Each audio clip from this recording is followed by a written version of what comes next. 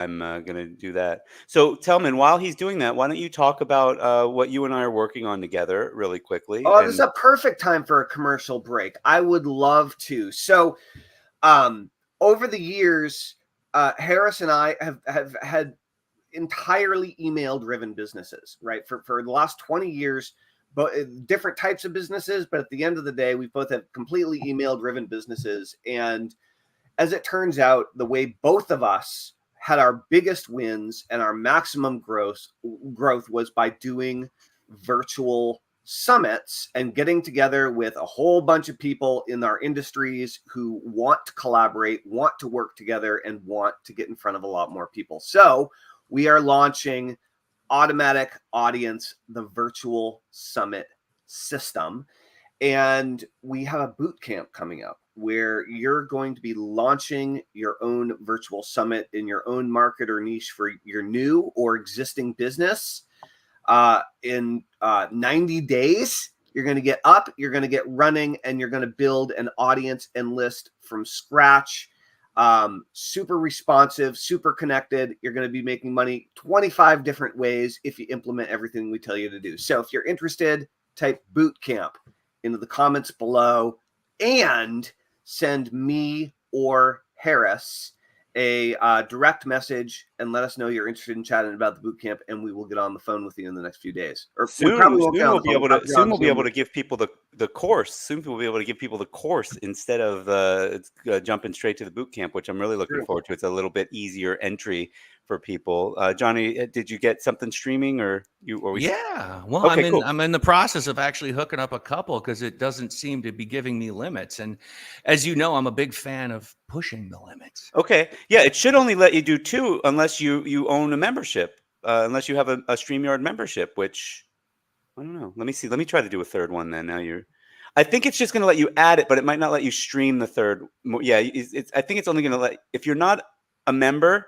If you're not a paid member, there we go. Yeah, I have reached my limit of 2. Okay. Well, hey, for anybody just joining us on Johnny's stream, welcome. This is Harris Fellman and Tellman Knudsen from the Tellman and Fellman Show. We're interviewing Johnny, who you know if you just joined us on his page, on his stream. Rory Stern says Jonny Andrews has the best stories ever. You are an excellent Rory. storyteller. I do admit yes. You're an excellent story, and we have a really great comment in from Jeff Levine from Silk City Hot Sauce. Best part of waking up is Tellman and Fellman in your cup. Don't forget it. There you go. It's a little. Don't forget it. little coffee reference. Folgers. It's a Folgers reference. Never heard one before. My God. You never heard Folgers in your cup? That's the best part of waking up. Oh yes.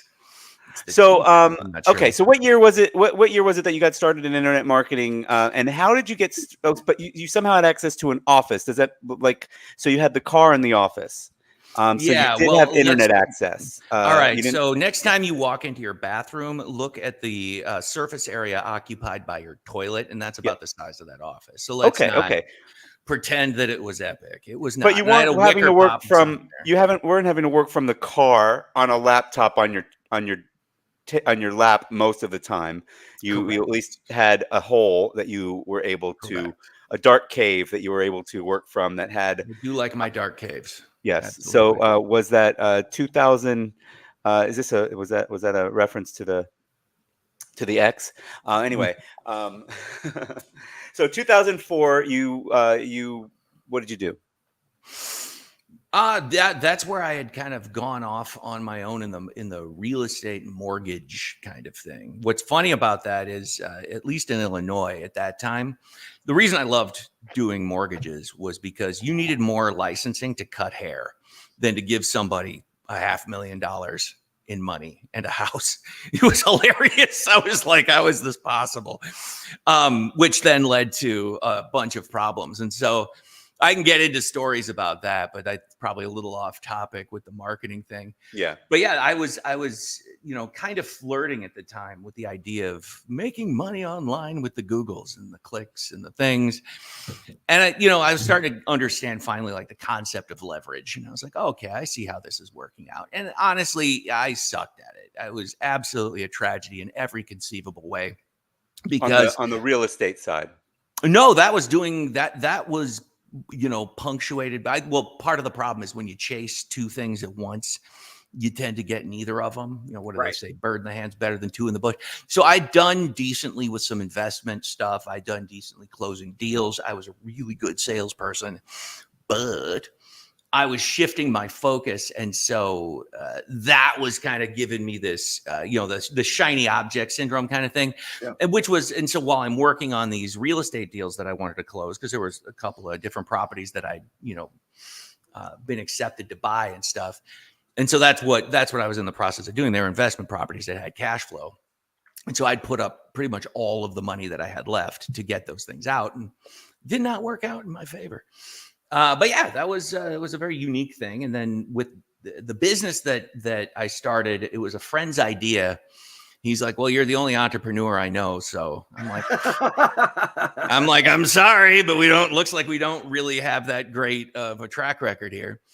And what ended up happening was it was a website way before its time kind of thing, where you could get local quotes from auto repair shops if your car was screwed up. And I'll tell you, like, the public loved it. I was on a ton of different talk radio shows. I was in like 20, like the front page business section. I think I figured out how to do syndication with these guys. And so it ended up getting picked up by like every Daily Herald, I think the paper was. Front page business section. That's where I learned, hey, get a haircut before someone takes your picture. Remember that Bigfoot romance I talked about earlier? It was you. Oh my God. It was brutal. I actually, someone sent me a picture of it and they're like, hey man, is this you? I'm like, oh God, should I even admit this? It looks awful. It was like if Albert Einstein in his early 20s had gotten beat up in a bar fight and then electrocuted. It was just not okay. Nice. But yeah, anybody that can deliver that photo to us right now, we will give you a free copy of Tellman Knutsen's My First List. We would love to see that photo and put it up on screen. But anyway, go ahead, Johnny. Yeah, man, it was pretty crazy, but that thing ended up kind of crashing and burning a little bit. And, we ran out of money. So let's segue into the internet marketing thing for real. And so what I had to get really good at really quickly was getting eyeballs on the website without spending money. So we had tried, like, we put all the money into the development of it, as I think most starting entrepreneurs do that. Yeah. And I hadn't even, marketing, what's that? And it's like, oh my God, how do we get people, like, here, we built the thing. Now, oh shoot, we have to sell this. That was a bit of a problem. But what it forced me to do is get really good at search engine optimization. And so ended up ranking for the keyword auto repair. But this is before, what do they call that? Latent semantic indexing or something like that, where they get geo-specific. This was before any of that even existed. So you said this is like 2004? Mm-hmm. How old are you? How old do I look? I don't know, I'm 47.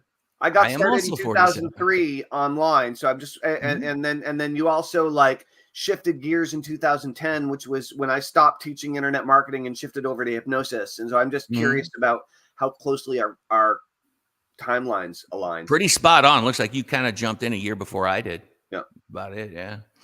Yeah. It was nuts. And so, yeah, I just kept that up and optimizing.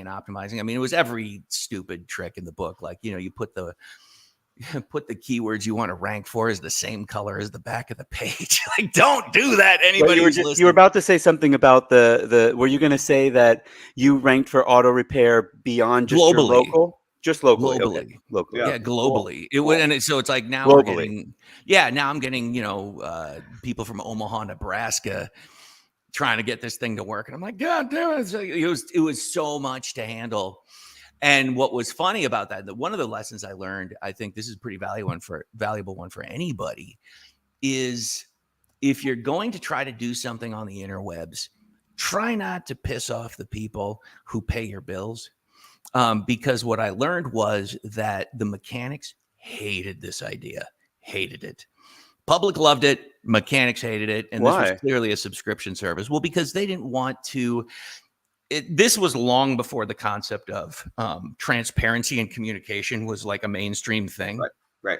Because what we were trying to do was educate them that you don't need to tell people exactly what is wrong with the car, but you can give them a series of hypotheticals so that they can actually get the impression. It's like, what must I demonstrate to be true in order for people to want to buy my stuff? You know what I mean? Where just kind of like show a level of humanity, because that was the biggest complaint that consumers had with that entire industry, was that I don't know what's going on. And then they show up and then these guys tell them whatever. And it was just kind of like, meh. And so this gave them a way to do that. And obviously the big thing was, you got to bring the car in so we can check it. Cool. Great. It should have been easy. It was absolutely not well received. So I did an interview with the predominant industry magazine at the time. Thought it went well. It did not go well. It did not go well at all. Oh man. And yeah, that came out and it was just an immediately like, let's light them on fire. I could almost hear Oh like man, I've I've had that happen. It was brutal. Mhm. Yeah. No. So that was when you think it goes well lesson. and then they turn it on you. That's Yeah. Oh yeah. Well, actually, that also happened in the Joe Exotic thing. I can tell you that was So Johnny, how did you?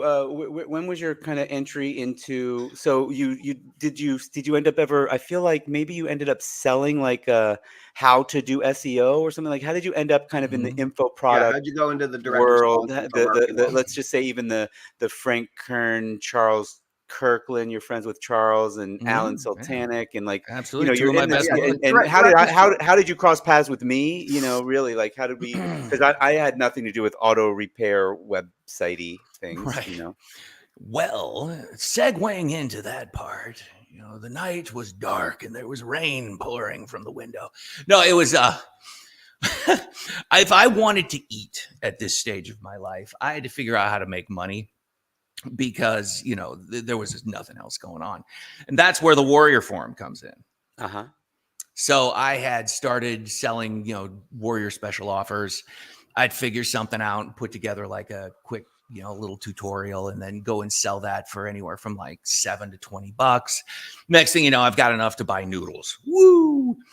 Well, it just so happened that evidently I was decent at some of this stuff, like figuring stuff out and coming up with, pretty decent and actionable SOPs. And so I just sort of leveraged that more and more and more. And then I started figuring out, wait a minute, there's these dudes out there doing these product launches. What if? Right. And so what I started doing was I would interview these guys, and I would then post that interview along with my affiliate link and a couple of bonuses and stuff. And lo and behold, because I believe this was what they called Web 2.0 with the social bookmarking. Is that it? So I fire up to the top of the search rankings with this stuff. And I'd also use that to build, What year? Oh, geez. Now we're getting squishy. 2006-ish. Yeah. So when you'd interview them, was it a video or audio interview? Oh, definitely all audio. Yeah, I didn't want anyone like to on a see bridge where line, I was living. like a teleconference line. Yeah, freeconferencecall.com. Yeah, like totally. 9 times Okay, so you do the audio interview on free conference call, but then how did you get that in front of people? Like how did the interview? Let me just for the audience's sake, like you guys have talked about things being in parallel. Like this is like the same year that Tellman started doing something very similar, and a little bit later I started doing it because I saw what Tellman was doing. So it's very interesting because it's you guys. Have you guys ever met beyond right now? I think we're very briefly at a couple. But we haven't ever like really. But you didn't. I'm actually. I had no idea that you started also with interviews, Johnny. I'm just learning that right now. So that's super interesting to me, and also what year did you say? 2006. So it was like 5, 6, that kind of thing. It was right around StomperNet. Yeah. I went and hung out with the StomperNet guys and promoted the crap out of Stomper stuff, and was often a top affiliate for those guys, and vice versa with the launches. Right. I met Colin Theriot for the first time going down to StomperNet. He, then like speaking or something.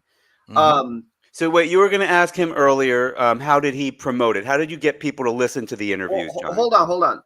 No, he wasn't. Did you have a name for your interview series or what you were doing? Like, or was it just one-off interviews that you did and then? It was typically one-off interviews. I didn't come up with a like an all-encompassing, if I could have done something like that, because that wasn't, exactly like an unknown model, Right. where you do like the secret to success, 37 interviews from Right. powerful money making, like that kind of stuff. Like I could have done that and I just didn't. Yeah. Because what I was doing was I was just growing this email list of people. And then right about that time, I actually did a sort of a mini launch, let's call it. And I think my first one, forgot about this. Oh God. So I was at the time dating something of a hypochondriac. And also she liked attention. And whenever I was doing something like this, she was not a fan of that. And so for my very first launch, she ended up going into the hospital to get like some exploratory surgery that I'm like, why now? Like, has this been a problem the whole time? We were dating for like a year. I'm like, whatever. I ended up launching my first product, and I'm not kidding you, on a PlayStation Portable in a hospital waiting room. I'm literally sitting there trying to type an email to affiliates with like an X, a triangle, a circle, and a square. Hey, I remember you could kind of like somehow get to the your own, like, right? You'd go to I don't even know if it was Gmail then, but like you could get to a web browser inside of a gaming console. Right. That I did that. Yes, I did that. It's like, oh my God. But it ended up making, $2,000, which, if it made $1, it would have saved my life. Right. So it was like, oh wow, this is really working. And that helped in a big way with because it built that the bigger initial list. I might have had maybe 500 people from the interviews, which would help. So it's like my name was already landing on the launch leaderboards, because it doesn't take much to crack the bottom of it, but it's usually the top 4 that are going to be the ones that you're like, wow, these guys are heavy hitters kind of thing. So you had 500 people on your list? Is that what you're saying? Maybe Buyers. They're all buyers. They all bought something, or they just opted in. These for were these were like the guys who had bought the affiliate products at the time, and then after this, I think I might have bumped. I didn't sell that much. It was I probably sold less than 200 units of that, but now those were buyers of my stuff. Which does make a difference. And so, because what I was doing at the time was to get, you were asking about the eyeballs on the interviews, like how did I get people to see that? Obviously I didn't have a ton of money to spend on anything. So I would SEO the living crap out of this stuff. And I would wait until maybe like an hour before their cart would go live. And then I would just go through, because I knew that there would be an initial bam in the rankings, but then Google would penalize it and it would drop again. But I knew I had 24 to 48 hours before that would happen. Well, right. So I'd wait to just before the cart went live, and then I would hit it all. So I would get the first 2 days of launch. I was usually 1 or 2 in Google under the product name and the guru name. So you essentially found a way of SEOing your affiliate link by doing these content interviews. I used Squidoo. Oh, Squidoo. Nice, dude. Squidoo. Thank you, Seth Godin, right? Absolutely. That's cool. Okay, cool. All right. No, that's awesome. I mean, and when you were doing your interviews, did you invite your list to get on the teleseminar when you were doing the live interview, or was the interview? No, I would always record them and hold on to them. Pre-recorded. And then did you sell their product at the end of it?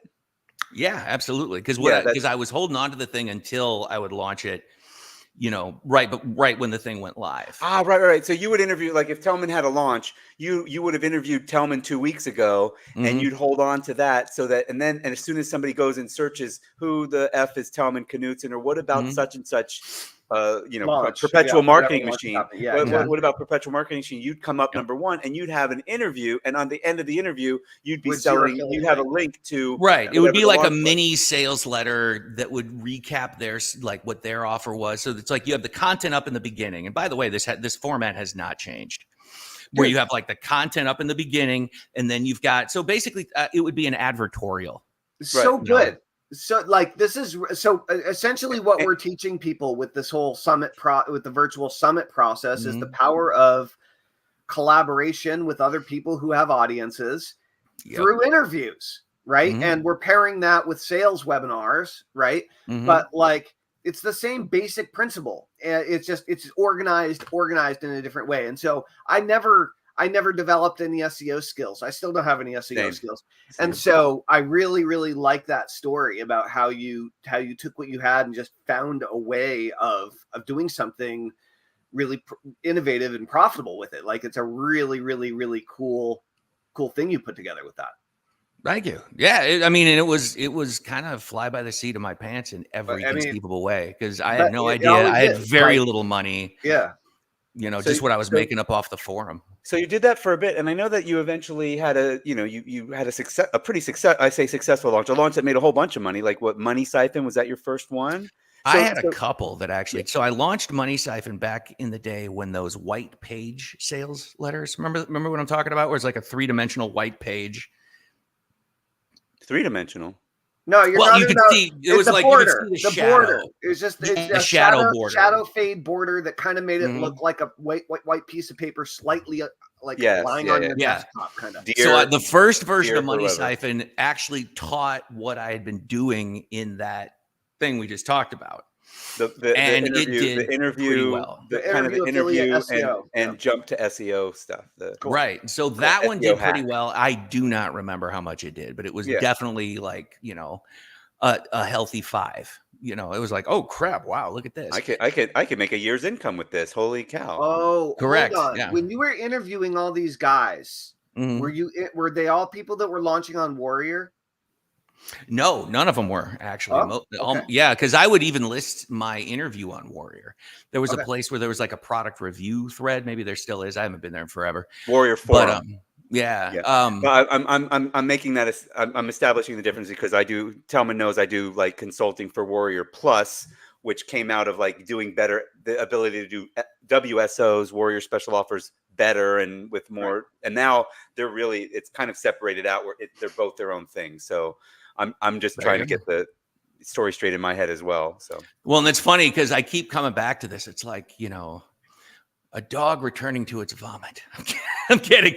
But it's like, that keeps happening. So there was like a nice little healthy span of time where I would launch a product.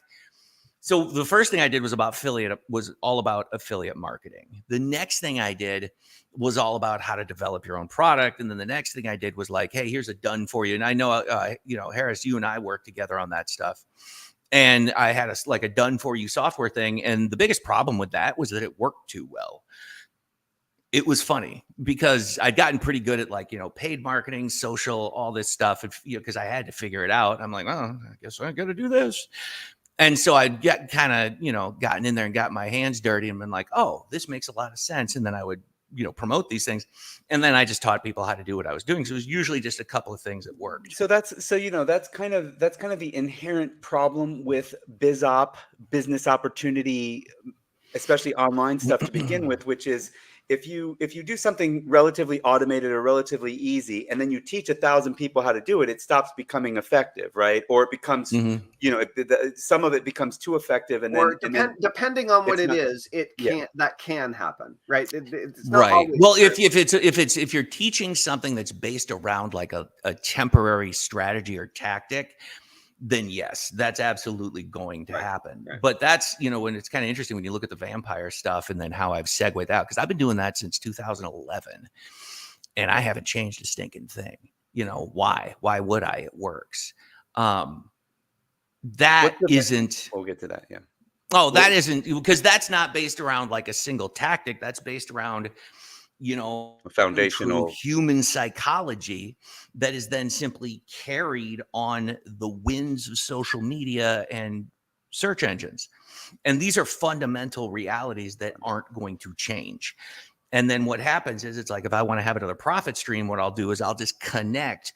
Like, so for example, I was selling, sponsorships in the email newsletter for years. And then I'm like, I think I want to try this print on demand thing. So I didn't start a print on demand business. I just went click and I connected a print on demand aspect to the existing ecosystems. And then what I call an eyeball wash, which is where I just let people see the offer. And if they liked it, they bought it. I think my conversions were garbage, but and spread out over time, it was like 125,000. It's like, great, awesome. That wasn't in a day. I'm not trying to say, oh, look at this, it was amazing. It was just another drip fed. The print on demand, was it you took the newsletters, the newsletters you're doing and you made it print on demand, or you wrote books, or what are you saying? Well, I've done all that. Yeah, no, this was shirts. in this particular Sure. case. Like, Okay. yeah, so it was like 2014 when that was really big. What was it? Teespring Yeah. launched. Yeah, Teespring launched. And there are all these people going, hey, here's how you can make $1.5 billion selling, I love my grandmother.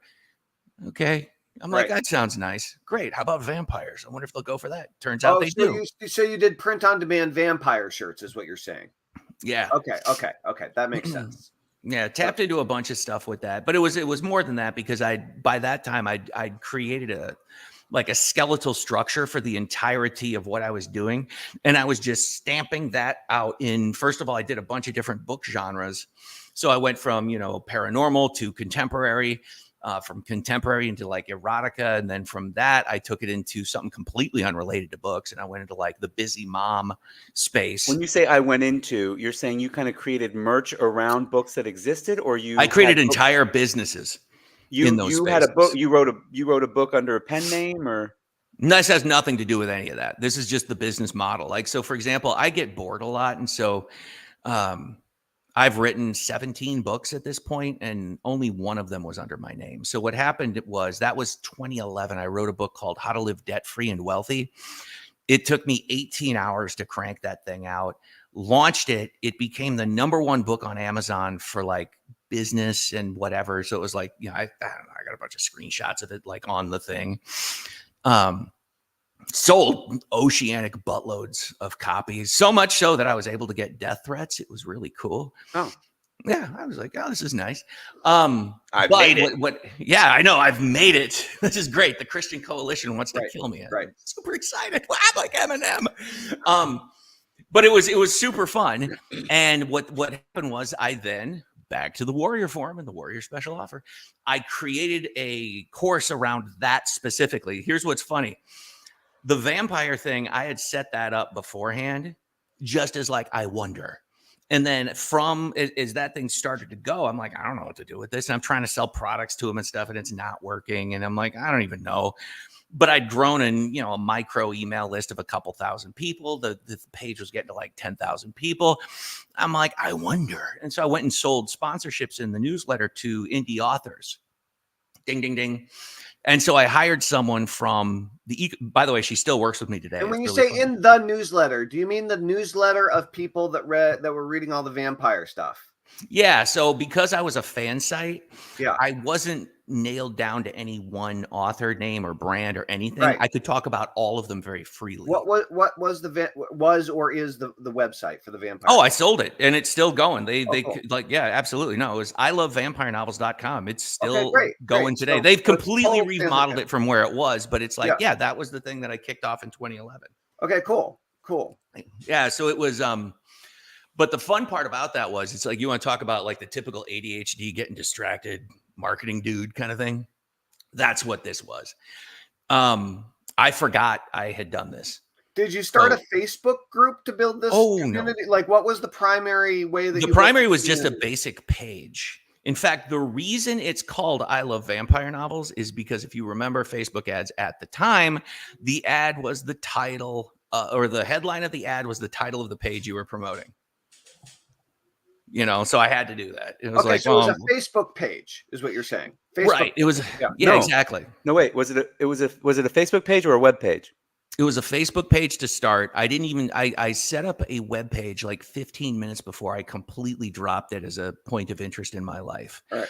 And I had hired a lady who was just a fan, and she was like a super indie author. She hasn't done any books since then. She just kind of sat back and ran this thing for me. And I didn't look at it again for 2 years. And when I did, I was like, oh, something's here. It made like something to the tune of like $96,000 in sales across 2 years. And I was like, I had no idea. Right. Because what had happened was, I had launched Perfect Publishing System at that time. And it started as a Warrior Special Offer, and it went nuts. It started as a WSO, really. Mm-hmm. Yeah. So it started as a WSO. I would have to say, like, it made, in terms of total sales, in 2 weeks, it made $425,000 in 2 weeks. And I went and then turned it into like a more expensive course and did a bunch of stuff and blah, blah, And blah. This is where you taught authors how to market their books or write their books or all of This that? was Or- well, I had a very specific formula, and it was funny because I have to keep in mind, especially because I'm creating a product around how I've built these ecosystems. I got to keep in mind that when you use examples in what you're doing, people are just going to follow those things. And so the example I used in Perfect Publishing System were cookbooks. And then I showed them how it's like, here's what you do when you write it and create it. Here's what people are looking for. Because what was happening at the time, and this was that there were a ton of these micro courses out there, but they were absolute crap. They were teaching people how to repurpose PLR Right. and publish it. And it was just, it was basically like hooking up a line of raw sewage into the KDP system. And I'm like, Amazon, there's going to be a backlash on this like today. Right. And I was right too. And so I actually, because I had launched a book, I'm like, hey, whoa, I'm like, people, listen, you don't need to publish 17,000 books. Just do one and make it not. Here's how you do that. And so what's crazy is I have all these shots from back then where people, just regular people were doing it. There was like a mother-daughter team who wrote this book. I think it was called Special Dinners for Two. And there's a screenshot of Hunger Games 1, 2, and 3, and then their book on the bestseller list. I'm like, welcome. Overall bestseller. Overall, total, all of Amazon. Yeah, it was absolutely crazy. And that wasn't like they weren't the only ones either. There were people that were just and they were killing it with this So stuff. you gave cookbook as example. So 90% of your people did cookbooks. It was a lot. And what was really funny was one guy was like, I did what you said and I'm having trouble with it. And I had to do a video on this one. So what happened was this dude puts out these absolutely incredible books, and it was all around like Asian food. And the covers were incredible. The descriptions were amazing. I even bought one. I'm looking at it going, what's wrong with this? But he had so many books. And I kept clicking and clicking. By about page 6, I saw what the problem was. So it's like all these amazing Asian food books. And then it got into gay erotica. And I'm like, listen, man, you can do gay erotica. You can do cookbooks. Choose a But lane. not both at the same time under the same pen name. Please. That's your problem right there. It was hilarious. You can do them both, man, but just not don't be you with both. Be someone else with the other one. So anyway, that was the issue. Unless you're somehow managing to cross the audiences over successly, in which case, cool. Right. You know, But it's going very right. But the problem Jerry was, Seinfeld now. It's going to be like, Well, how like you if they're doing like, Asian porn and watch television at the same time. Yeah, that's a very George Costanza moment. Yeah. It was like having sex, eating pizza, and watching sports. Yeah, that's what that was. Yeah. So, well, let's before we run out of time, Tellman, let's get back to charcuterie. Okay, let's fast forward into. We could get back to charcuterie, or we could just fast forward all the way to what you're doing now. Also, because I mean, Well, it's funny because I use charcuterie as an example with what I'm doing now. Hit it. Because so what was happening at the time, so obviously 2020 was a special kind of year. And I've never seen anything like this before, so I come back from Texas doing the Joe stuff. And we had also segued into a bunch of skincare, had a bunch of B and C list reality TV, Netflix stars at this party. It is pretty crazy. All up in this just ritzy kind of 8,000 square foot mansion thing in a weird golf course with whatever. In Texas? In Texas. Yeah, it was an armed community kind of thing. It was pretty cool. I mean, it was honestly, it was a great time. America. Yeah. America. Well, yeah. Sweet. Oh yeah. No, it was absolutely a hoot. And this stuff is just cranking. She's getting orders from all over the place, and there's just it was nuts. And I'm like, all right. I see. So I'd helped her start. Obviously, and your wife at the time, you helped her start the charcuterie. What was the charcuterie business? Was she just making it herself and delivering it to parties, or what do you mean? Well, she would have her friends come over and help and stuff like that, because it was nuts. But yeah, we would do it out of the house at the time, and so now it's like you cannot do that. just so you're, aware. But like, when Legally. all the government, right, legally, I don't think you could then either, but whatever. It's like it was how it was. We were technically an essential service because we're food and we're delivering. There's a local woman around here who goes to all the local breweries and does charcuterie board workshops. So she brings all the stuff and like teaches you how to do it right and charges you $50 a person or whatever, and you make I actually have a whole course on how to do that. If you go to side your side hustle, your what is it? Scale Your Hustle. Scale Your Hustle. If you were to, I don't know if it's there right now, but like when I first started reconnecting with Jonny about a year ago, I went to Scale Your Hustle and I start watching this webinar that he had up, and I'm like, charcuterie, here's a great way to, and one of the ways to make money with charcuterie is by doing workshops rather than and then didn't you, well, you could get to it yourself, but I believe you guys supplied people that were doing workshops with food with the stuff, or is that no, we had done a couple of things. So what was basically the catering business is what most people think of, right. But it's very expensive to start. There's a ton of confusing licensing. People do it all the time and it's great, but you do need to dot the I's and cross the T's, especially with local law enforcement, or food regulations, which I kind of agree with. You don't want, you don't want to serve a bunch of moldy salami to, at a kid's cheese party. Is fine. Moldy cheese is fine. It gets right, better. Exactly. It depends on the cheese, Harris. It depends. There you go. So what happened was, we networked in with a bunch of event planners, and one of them was like, "Hey, can you do a virtual charcuterie class?" And she looks at me, and I'm like, I'd never done anything like this before. So I had 2 weeks, and I'm like, I'm gonna really set the bar high. So I'm like, I'm gonna have a budget of $3,500. Never in my life have I done anything like this, and I was able to figure it out on how to create this multi-camera studio that would live stream in 4K to all these people. And then what happened was we boxed and shipped all the raw goodies, and including like these engraved boards, to 300 people across the world. Refrigerated? No, didn't need to. It's crazy. There's certain things that if you use them, they actually don't have to be. I know it's crazy. So you sent types of cheese and types of salami and that kind of stuff that didn't need to be refrigerated. If it's vacuum packed, it should be fine. If I buy somebody a gift basket, it's not refrigerated. Similar product. No, you can. I can see how it would work with certain things. That's cool. So 300 people each paid $1,000 or $1 no, or what? No, I think we did 100 and something thousand on that one particular thing. But even like, for example, Facebook legal team hired us. And I'll tell you, that is quite the email to get. Because I was thinking, coming from the background that we all have, like you get something from Facebook legal and it's like, oh God, you're in bad business. Yes. Right. It's like something's going wrong real bad. Facebook legal hired you to do charcuterie. To do a virtual charcuterie workshops. Oh, that's brilliant. By the way, at the same time, I was doing virtual magic shows. I probably didn't make $100,000 on one of them, but I definitely made more money doing magic in that holiday season than I have ever so far. Like, oh, totally. Yeah. No, it's absolutely crazy what you can do with that stuff. So we built out the whole virtual thing and literally kicked everyone's butt in the industry with that thing because nobody else had the multi-camera, the high quality.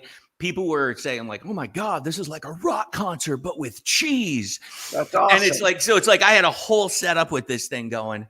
That's cool. And created a product on how to do, like, say, for example, the local ones, because the virtual ones, you need to have a special, background to be able to figure this stuff out. And so it's like, I'm waiting on that one. But the local stuff, like, so for example, if you want to bypass all the laws, you become a content creator because you can do it in your own home, and then you sell the local classes. So it's like, you can demonstrate what you need to demonstrate online. Right. And then you can network in with your local community and you can do really well with that. So if you're teaching it instead of being a caterer, basically. Right. Absolutely. If you're teaching it, you can teach it to a whole bridal shower worth of people. Well, we do need to bring the food in order to teach it. Well, I'll tell you that this local woman, she uses Facebook events as her marketing tool.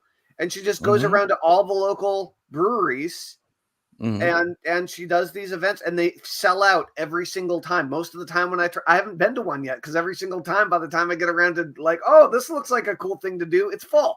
Yeah. And she's been doing it for a few years, you know. So it's very, very, very, very, very, very easy to book these things out completely. Because then what we did was obviously rented commercial space, all that stuff. Had a couple of places where we moved to, and then segued that into opening up like a full blown restaurant, which is now like one of the most popular in the North Shore in Chicago. And it's all, it's not a charcuterie restaurant, but there is stuff there. It's like a really high end kind of thing.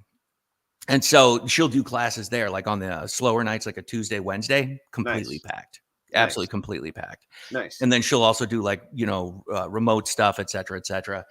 But yeah, and so all of that happened because of vampires. Literally, all of this is because there is a business model with these vampires. And core of all of this. What's it like? So I mean, I guess I get it, but like. Spell it out. Explain it to my teenage daughter who's definitely watching from the other room right now. Content, communication, conversion.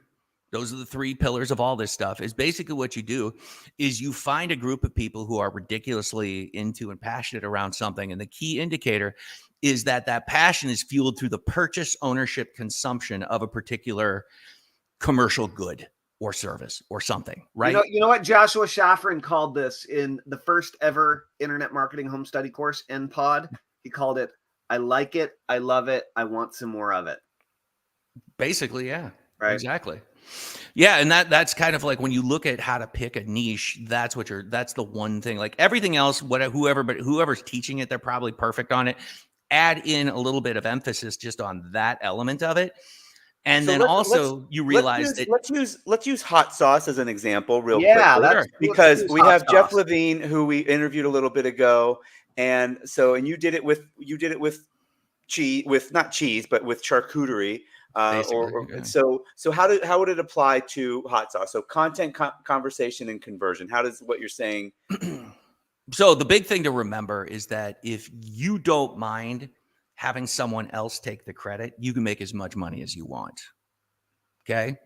So when we were talking about this stuff as like a faceless business, this is what I've been doing since 2011 before this was even really a thing, because I'd had enough people show up, because my list got to the point where it was like 214,000 people or whatever it was. I've literally had people show up at my house, and, I joke about it being in the bushes. They were. Like I've had and all of a sudden now I'm married with 2 daughters. Hell no, we are not doing that anymore. And so I made a radical pivot. And I also, it's time to do that too, but I made a radical pivot where it's like, I'm not going to go be the dude. I'm going to help other people be the person. Right. So you take that concept. I didn't know. I'm like, oh, that's evidently this is going to work. But if you take that idea and you look at it kind of like a newsletter based magazine almost kind of thing, but the emphasis then is on the people who love this stuff. And what you do is you give them a place to talk about it and to thrive. So it's like our good buddy here at, Silk City Hot Sauce. He could not use Silk City Hot Sauce.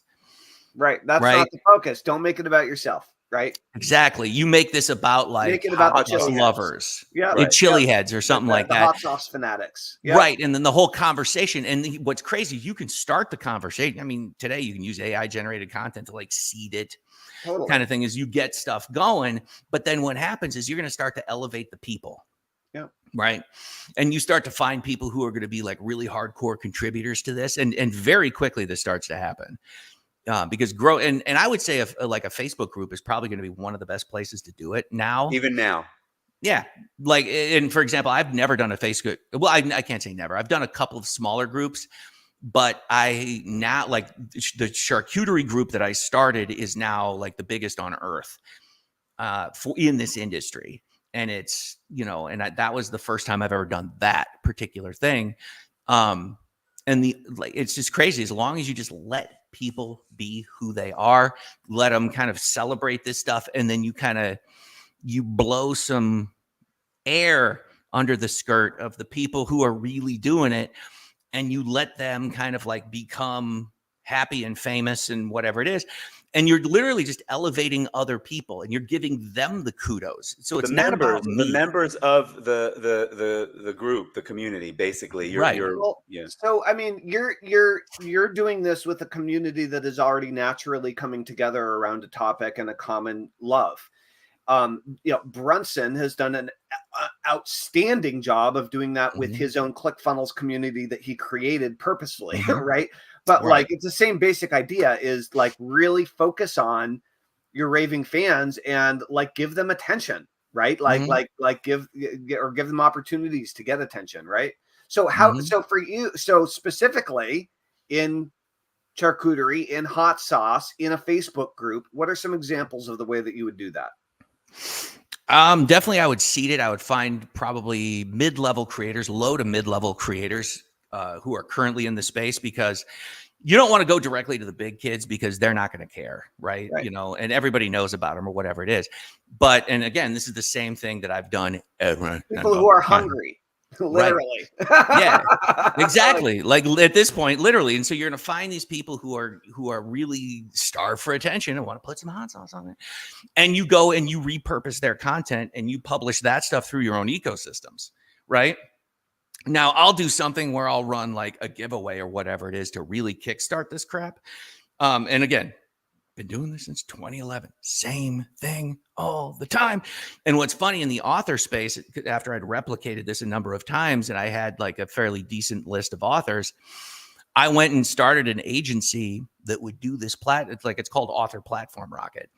And I think it did like 1.4 million in sales before I even put up the website. Right. Right.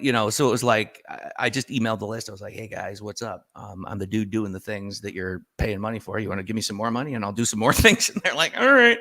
Obviously it was a little more, eloquently put than that, but, that's all it really, that's all you do, is you make it about other people, make it about them, let them shine, help them to shine, find people who are really at a, who are doing incredible work, but maybe aren't getting the recognition that they should be deserving of. Right. And again, I did the same thing with the Joe Exotic people, where it's like, okay, we're going to fire up some skincare stuff.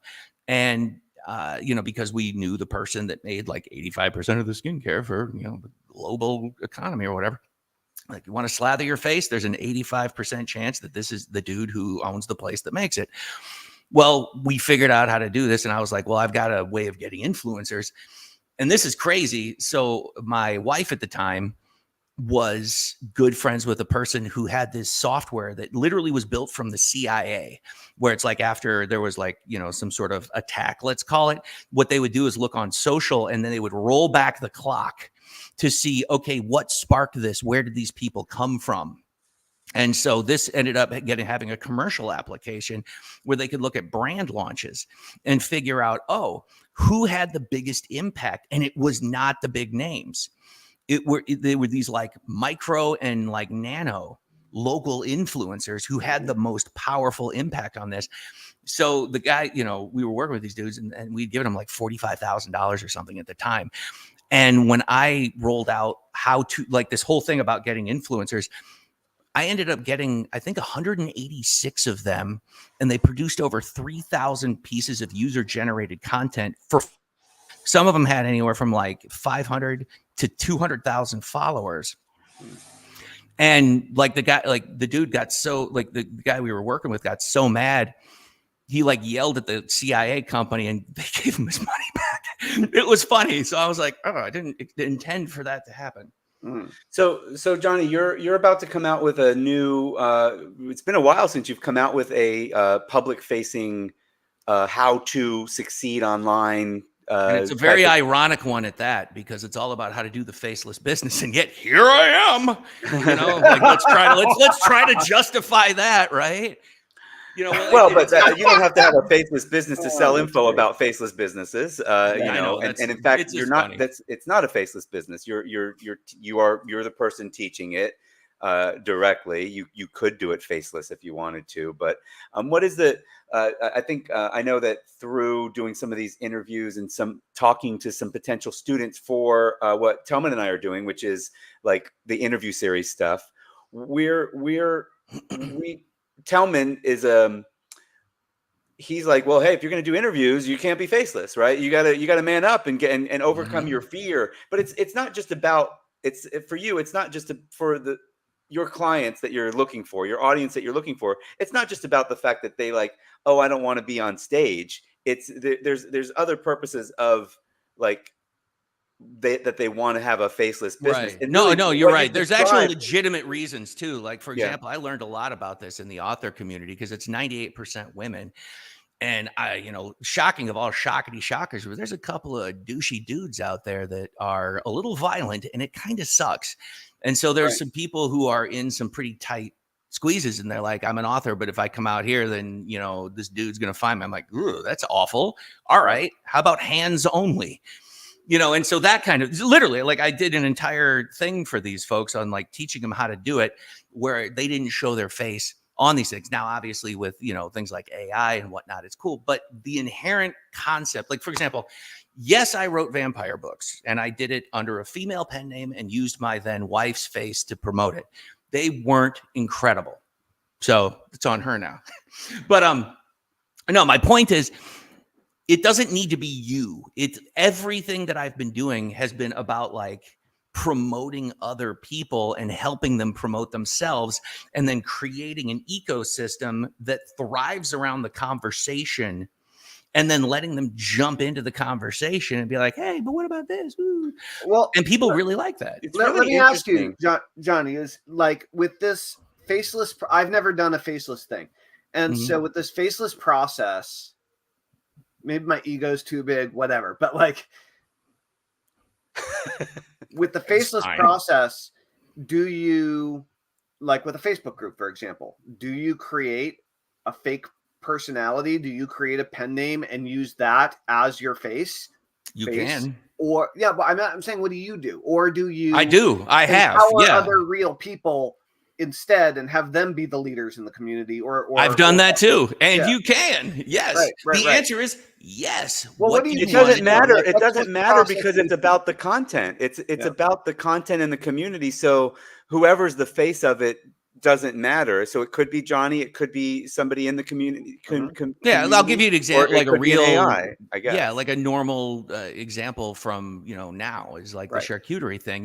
Sometimes I'll post as Jonny Andrews. Yay, they don't care. I promise you. Most of the time, I'll post as the International Charcuterie Association.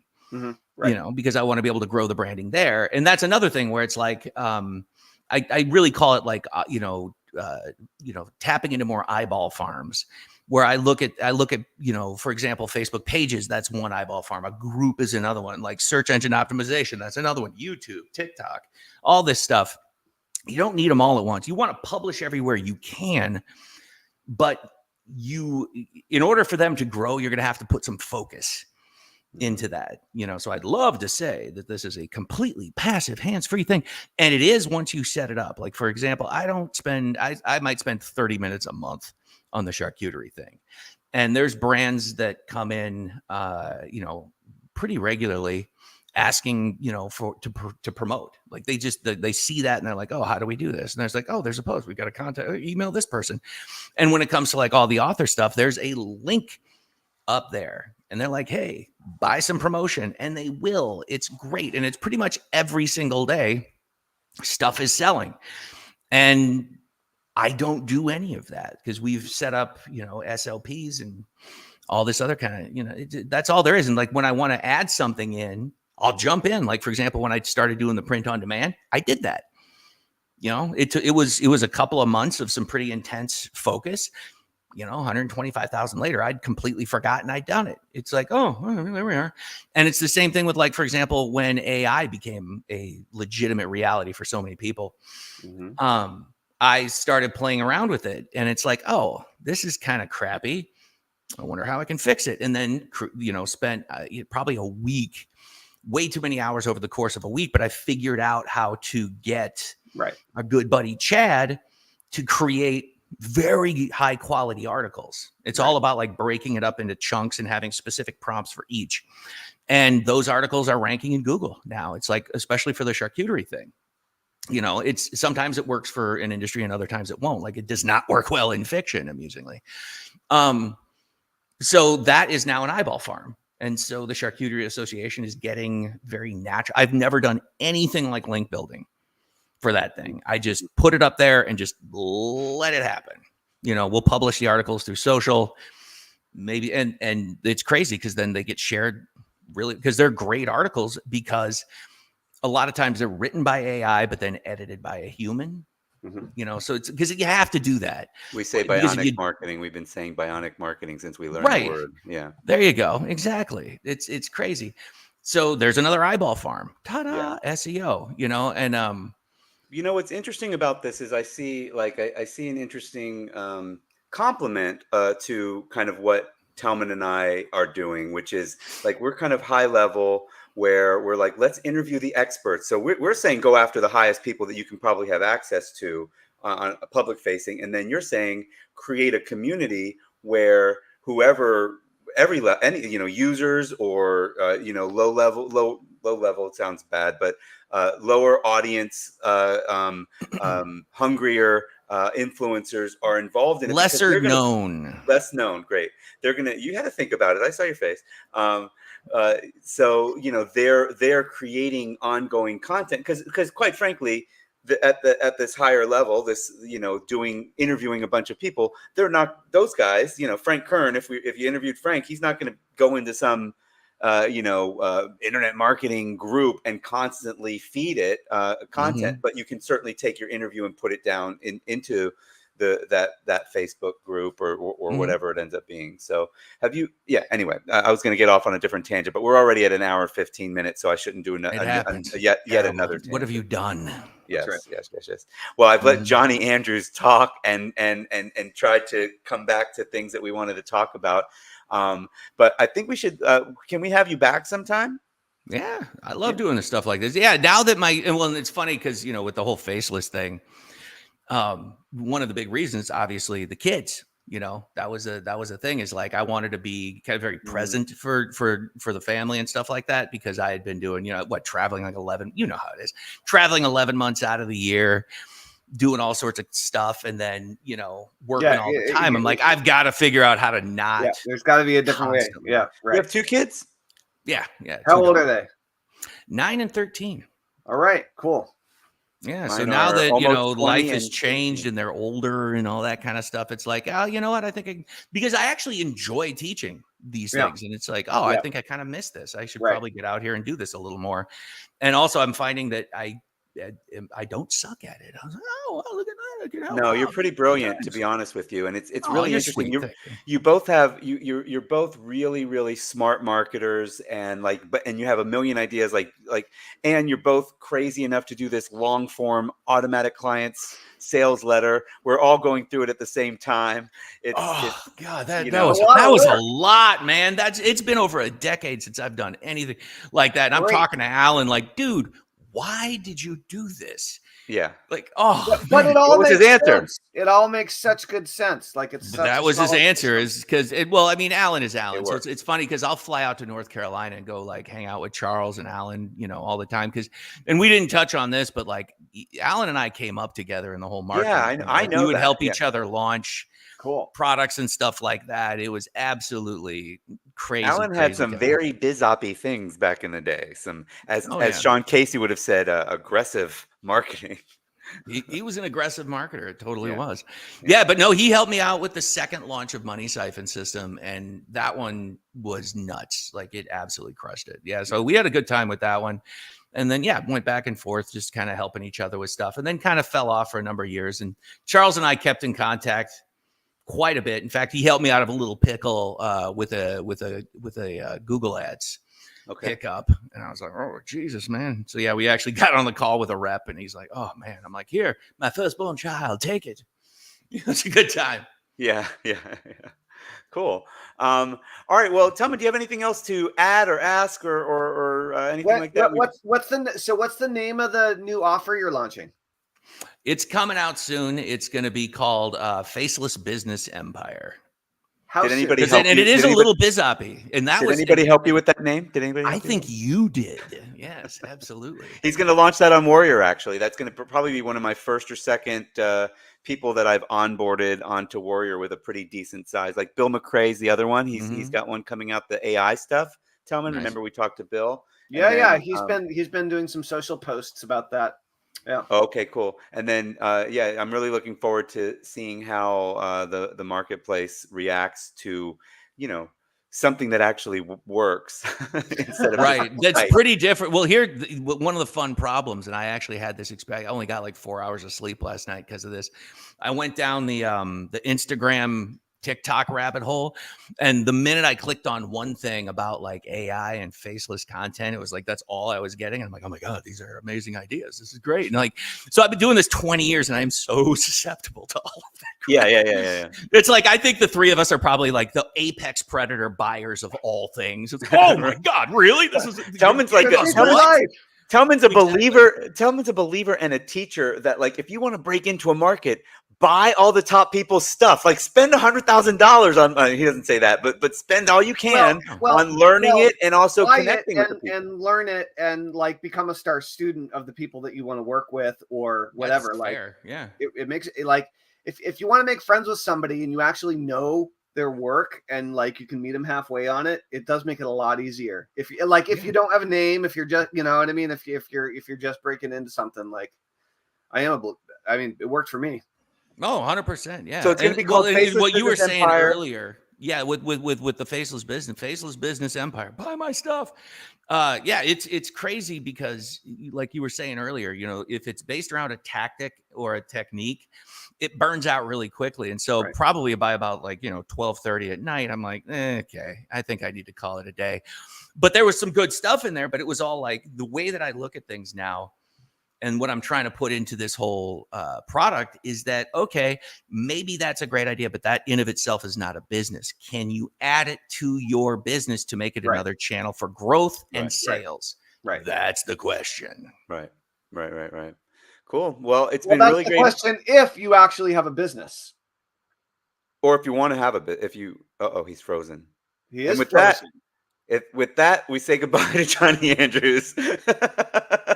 Did we just cut out? What happened? Oh, there he is. He's back. You're unfrozen. You just froze for like 30 seconds, and it was a fairly good pose. No, it was a good one. Yeah, you weren't too bad. Oh, good. Exactly. That's what I love. Cool. Johnny, it was great catching up. Super good interview. Definitely keep us posted. Do you have a date for when you're going to launch? Not exactly like right at this minute, but my goal is to get it out within about 2 to 3 weeks. I think you should make a firm commitment to the public right now on the day. Right now? Tellman. Oh yeah, Tellman. So should you. You're right. So should you. Get that. No, I'm actually, what's amusing is I had forgotten that I have a process behind these product things. Because again, it's been a long time where it's like I will hurl it out and then I'm going to look at it and go, something's missing. Right. And then I go and do a bunch more research and figure out like, where am I missing stuff? And then I go and like, so for example, I wrote the whole sales process. And as I'm writing the sales process, I'm like, I really need to pick up my product to make it fit the sales letter. And so I went back in. It's like, okay, how can I make this thing easier? Right. And then figure that out. And so it's like, what it's actually doing is it's forcing me to go back into my own businesses and be like, you know what? We can do this easier, faster, make more money. And it's kind of nice. So it's like I'm helping myself to help the people that'll buy the thing and then execute it. So, yeah, it's working out. So within 2 to 3 weeks, it's going to be done and I'll roll it out. But you'll hear about it pretty quick. Nice. Nice. All right. We're going to try to beat you to the punch. Ooh. We're going to try to launch before you. The race. Well, I know how far along. I know how far along both of us are, and it will be neck and neck. To be honest, we're both very. It's also that we're two people. You're one. So like. We slow each other down, or we speed each other up. Yeah, that's the question. We do slow each other. But Tellman also has 2 other AC funnels that he's trying to get going at the same time. So yeah, but I have like 97 people up here, so it's we're good. Yeah. It's okay. I've only met 3 of them. I feel left out. Yeah. I'll introduce you to Gertrude one of these days. Okay, she likes to cook and do charcuterie. Exactly. All right. Well, I'm looking forward to talking to you again, and obviously we'll keep talking about Faceless Business Empire and Tellman. It's been good doing a call with you. This has been the fastest 80 minutes of my life. So I really, it's a lot of fun. And get back to your lives. Don't do that. No nose picking on the show. Exactly. But yeah, we'll have a separate episode, just a nose picking episode. It can be an exploratory interview. We can get a bunch of AI generated and then loop them through into a video. I love it. Let's really keep it modern. Watching that too. Yeah. Mhm. By the way, you like the newer version of Chad. He or she is willing to do what they're like. Basically, like when I told you flamboyant for the sports announcer, I said homosexual. I said I want a homosexual sports announcer, and it said, "Oh, I'm sorry, I don't think we're going to be able to do that." And then it just continued to do it. It just did it because the new AI, the new one, the one that's in preview, thinks. So it basically like it initially said no. But then it was like, well, thinking. Okay, flamboyant. We'll use the word flamboyant instead of, and then it kicked it out. I appreciate that function because I've been able to argue my way out of a bunch of like red screens of we cannot do that. That is violating. I'm like, how is this? It's like you're right. Let's go ahead and do it. It didn't have any problems telling me how to create a remote device. No, basically to blow up a pager remotely. Like I was like, how is that possible? And it said, oh, here's how. Here's 6 different ways you could do it without tampering. And I'm like, oh my God. So there's I mean, at least ChatGPT thinks that there's a few ways to just blow up a phone or a walkie-talkie in somebody's pocket. So there are ways to do all sorts of things. Indeed. Oh, we don't recommend that, by the way. We don't recommend blowing things up. So absolutely not. We just got buried in the algorithm. Come on now. My God, man. All right, guys, everybody. Well, thanks so much for watching. All right, guys. See you on Monday, 9 a.m. sharp for Tellman and Fellman. With Matt Basak. I haven't talked to him in years. Say hi to him for me. We will. Right, we will. Absolutely. All right. I haven't talked to him in years either. Bye, everybody.